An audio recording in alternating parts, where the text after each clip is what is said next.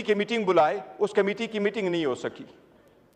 जनाब स्पीकर, अगर इतनी बड़ी पॉलिटिकल पार्टी को इमरान खान ने जुलूस और एहतजाज निकाल के अपनी पॉपुलैरिटी मजीद नहीं दिखानी, उसकी पॉपुलैरिटी 9 फरवरी को सारी दुनिया ने देखी है कि वो 70% उसके साथ है। हम तो जनाब स्पीकर सिर्फ लोग इसलिए निकलते हैं कि मुल्क बेहतरी की तरफ जाए। हम कहते हैं, ये आपको बताऊं जनाब स्पीकर, खान साहब ने पहले ऐलान किया था और मैं आज आपको फ्लोर पे बताऊं कि मैंने बारहा खान साहब को कहा था कि एक ऐलान तो करो, कोई डायलॉग भी तो होने चाहिए। सबसे पहले 4-5 महीने पहले उन्होंने अनाउंस किया था 3, अभी उन्होंने कमेटी बनाई है। वो कमेटी, हम ये समझते हैं जनाब स्पीकर, हमेशा ये समझते हैं कि अगर डायलॉग के लिए कमेटी बने तो ये समझते हैं ये उसकी कमजोरी है, हमारी कमजोरी नहीं। हम समझते हैं इस ईमान पे, इस जमहूरियत पे और इसके सिस्टम पे कोई थर्ड फोर्स काबिज ना हो। हम समझते हैं जनाब स्पीकर कि आप एक्ट कर ले। ये ईमान आज तक अपनी बात मनमून नहीं करवा सका, ये ईमान आज तक अपने एमिनेस को प्रोटेक्शन नहीं दे सका, ये ईमान आज तक उनके बच्चों को प्रोटेक्शन नहीं दे सका। अगर यहां बोलने पे पाबंदी है, दिखाने पे पाबंदी है, आपका इतना फोर्स नहीं चलता, तो क्या ये आवाज हम ऐसी वक्त जाया कर रहे हैं? कौम के हर दिन पे हम 6-6 करोड़ ऐसे लगा रहे हैं। जनाब स्पीकर, हमने कमेटी इसलिए बनाई कि इसको कमजोरी ना समझे, जितनी गलतियां हुई है उसको रेमेडी कर ले। जनाब स्पीकर, एक चीज मैं बताऊं, बहुत हो गया, अब 9 मई की जो धूल है वो बैठनी चाहिए। 9 मई की धूल अब बैठनी चाहिए। हकीकत की तरफ देखो, अगर आप कमीशन नहीं बनाते, आप लोगों का नहीं करते, तो ये धूल आप बिठाएं, आगे की तरफ बढ़े। लेकिन सबसे पहले हमारा मुतालबा है कि जो रिस्पॉन्सिबल लोग हैं इनको जस्टिस करवाए, ब्रिंग देम टू जस्टिस। ये हमारा एक मुतालबा है जनाब स्पीकर। मैं एक चीज जनाब स्पीकर आपके नोटिस में लाना चाहता हूं। पाकिस्तान तहरीक इंसाफ की अवाम जो यहां लोग आए थे वो पुरअमन थे। इस बात की सख्ती से तरदीद करता हूं कि उनमें से किसी के पास वेपन मौजूद था, उनमें से किसी के पास वेपन नहीं है। जनाब स्पीकर, खान साहब के जो रखवाले हैं, खान साहब के जो प्रोटेस्टर है, वोटर और सपोर्टर है, वो आम पाकिस्तानी शहरी है। उनके पास न कोई गुरिल्ला फोर्स है, न कोई ट्रेनिंग है, न उनके पास है। आप सारी वीडियो हाँ शेयर कर ले, उनमें से आप किसी के पास वो गन नहीं देखेंगे जिनसे कहा जाता है कि वहाँ से फायर हुई है। जनाब स्पीकर, अगर फायरिंग हुई है, गोली चली है, तो रिस्पॉन्सिबिलिटी तो होनी चाहिए। इतना मैं बताऊं आपको जनाब स्पीकर कि इनको एहसास नहीं हो रहा, एक दिन से बढ़कर दूसरे दिन ये लावा उबलता है। जुल्म फिर भी जुल्म में बढ़ता है तो मिट जाता है। जनाब स्पीकर, कल मैं सुन रहा था सीरिया के जेलों से जो लोग रिहा हुए, तो एक ने बाहर आके कहा कि वो 39 साल बाद बाहर आया, उनके भाई उसका पहचान नहीं कर सके। 2 करोड़ 30 लाख की आबादी है, 2 करोड़ 30 लाख में 1 करोड़ लोग बेघर थे। 40 साल बाद, 39 साल बाद एक बंदा बाहर आया, दूसरा बंदे से इंटरव्यू कर लिया, वो कहता है 13 साल तक मैंने धूप नहीं देखी, मैं अंदर ही पड़ा था। और वो वहां से भाग गया, लेकिन भागते हुए भी खजाने से $2 अरब साथ ले गया। जनाब स्पीकर, इसकी दत भी ऐसी हो जाती है कि दुनिया देखेगी। अल्लामा इकबाल का एक शेर है, आदल इंसाफ फ़कत हशर पे मौकूफ नहीं, जिंदगी खुद भी गुनाहों की सजा देती है। ये ईमान है जनाब स्पीकर, ये चेंज होता रहता है। सारी मैं एक मिनट दे, ये चेंज होता रहता है, लेकिन जिसने जुल्म किया होता है वो जवाब देता है। 2014 में भी गोली चली, कोई पता चला, 2024 में गोली चली, वो दबाया गया। कमीशनें बनी, कितने बड़े लोग हमने गवा दिए। कमीशनें बनती रही लेकिन रिपोर्ट नहीं आते रहे। आपने भुट्टो का देखा, 45 साल बाद सुप्रीम कोर्ट कह रही है कि इसको इंसाफ नहीं मिला था।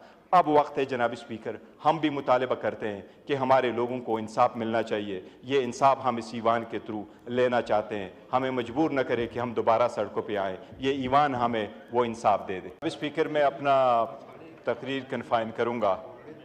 जो इस्लामाबाद का मासिकड़ हुआ है उस वकूए पे मैं पहले दिन ये कहता चला आ रहा हूँ जनाब स्पीकर कि कौमों की ज़िंदगी में जमहूरियत सबसे बड़ा अंसर है और जमहूरियत फ़कत इस असम्बली का नाम नहीं है, जमहूरियत फ़कत इस हुकूमत का और इनकी कैबिनेट का नाम नहीं है, बस जमहूरियत का एक हिस्सा, एक हुस्न ये होता है कि हम इस ईवान में एहतजाज करते हैं, पब्लिक सर्वेंट दफातर में एहतजाज करते हैं और अवाम सड़कों पर एहतजाज करते हैं। जनाब स्पीकर, इस मुल्क की बुनियाद, सिविल सोसाइटी की बुनियाद, सिविल और पॉलिटिकल स्ट्रगल की बुनियाद एहतजाजात से शुरू हो जाती है और ईवानों पे जाके ख़त्म हो जाती है, लेकिन वहाँ गोली चलाने का कोई तसव्वुर नहीं होता। ये इस मुल्क की बुनियाद है, ये अवाम का बुनियादी हक है कि वो पीसफुल तरीके से आके अपना एहतजाज रिकॉर्ड करवाए।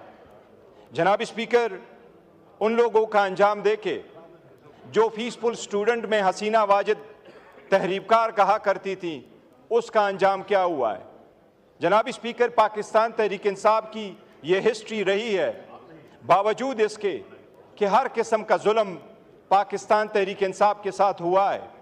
हमारे लोग ज़ख्मी भी हुए, शहीद भी हुए, हमने जनाजे भी उठाए, उनको साथ लेके गए, लेकिन फिर भी हमने एहतराम का रिश्ता हाथ से नहीं जाने दिया। इनके वज़ीर आज़म ने हमें तहरीबकार कहा, लेकिन आज तक हमने इनको तहरीबकार या कातिल लीग नहीं कहा, वरना वो लफ्ज़ आप लोगों का हमें याद है। जनाब स्पीकर, ये एक चीज़ याद रखें, इस मुल्क में कमीशनें बनी, सब कुछ हुआ, लेकिन लोग घूली की गूंज नस्लों तक याद रखती है, वो बोलती नहीं है। लेकिन मैं आपको मौजूदा रीसेंट मिसालें देता हूँ, आप सारी दुनिया की मिसाल ले लें।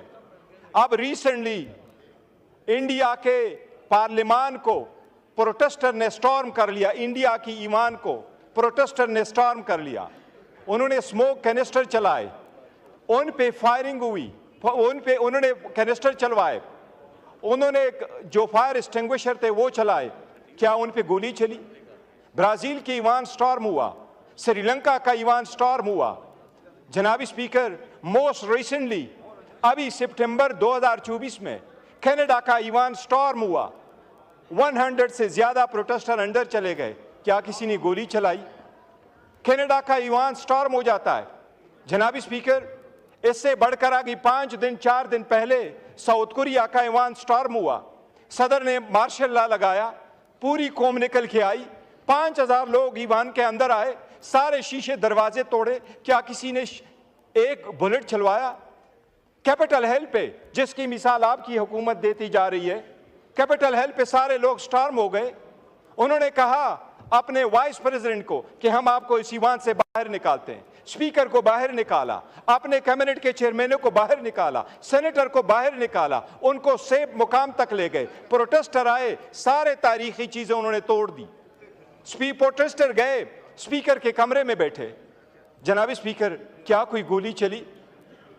जनाब स्पीकर, यह तो नहीं हो सकता कि आप पब्लिक को इजाजत दे और वो यरगमाल बनाए सरकारी बिल्डिंगों को, लेकिन हर चीज की एक हद होती है। जनाब स्पीकर, मैं समझता हूं इस ईवान के लिए भी शोक का दिन है, क्योंकि इसके दस्तक पे 12 बंदे शहीद हुए हैं। ये कौम जवाब भी मांगेगी, एहतिसाब भी मांगेगी। जनाब स्पीकर, इतना तो बंदा खर्च करे कि अगर गोली चले भी तो कोई जवाब दे दो, रिमोर्स शो करो, उसकी अपॉलॉजी करो, उसका केस करो, उन लोगों को कंपेंसेट करो जिनके दिलों में रिमोर्स नहीं होता। तो मिर्जा गालिब कहता है ऐसे कातिल का क्या करे कोई। इतना तो करेज रखो।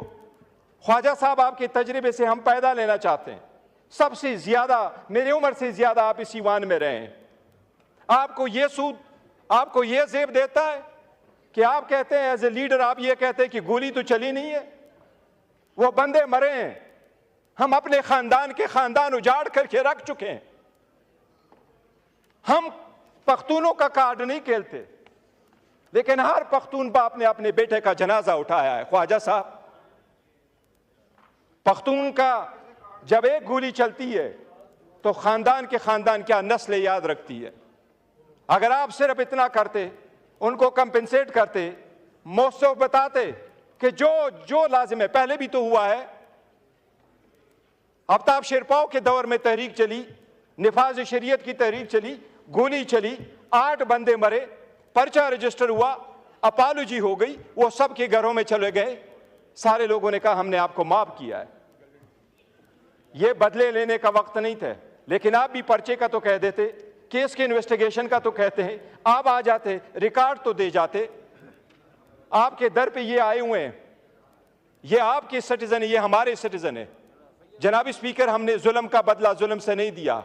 हम कहते हैं केपीके में हमारी हुकूमत है, लेकिन केपीके के सारी हुकूमत, सारी अवाम, सब कुछ तो पाकिस्तान तहरीक इंसाफ के तो नहीं है। सारे अक़वाम वहां बसते हैं, हर मजहब का बंदा वहां रहता है, हर पॉलिटिकल पार्टी से लोग एफिलिएटेड है। क्या वहां की हुकूमत उन लोगों पे गोलियां चलाए? हमने तो नहीं किया। हम 2 सीटें हारे, 2 सीटें हारे। यहां आप दांधली करते, हम भी तो दांधली कर सकते थे, हमने नहीं किया। जनाब स्पीकर, हम मुतालबा करते हैं कि इस ईवान सिर्फ 100 गुना मनाए। ये ईवान आज तक हमने स्पेशल कमेटी बनाई। आज मैंने रिक्वेस्ट की, शाह साहब यहां बैठे हुए हैं, वो कमेटी हमने बनाई थी, उसकी तजवीज़ उमर अयूब खान साहब ने दे दी थी। उसकी तजवीज़ यही थी कि ये रिकमेंड करेंगे आगे बेहतरी की तरफ कैसे चला जाए। जिस वक्त यहां से अरेस्ट हो गए थे एमएनए साहिबान, उस पर कोई काम नहीं हुआ। आपके जनाब स्पीकर, सुन्नी इत्तेहाद काउंसिल का चेयरमैन हामिद रजा साहब यहां मौजूद है। ये चेयरमैन है ह्यूमन राइट्स कमेटी के। इनका इतना बड़ा इख्तियार है कि ये कह रहे हैं कि चेयरमैन, ये कह रहे हैं एज ए चेयरमैन कि कमेटी की मीटिंग बुलाए। उस कमेटी की मीटिंग नहीं हो सकी। जनाब स्पीकर, अगर इतनी बड़ी पॉलिटिकल पार्टी को इमरान खान ने जुलूस और एहतजाज निकाल के अपनी पॉपुलैरिटी मजीद नहीं दिखानी, उसकी पॉपुलैरिटी 9 फरवरी को सारी दुनिया ने देखी है कि वो 70% अवाम उसके साथ है।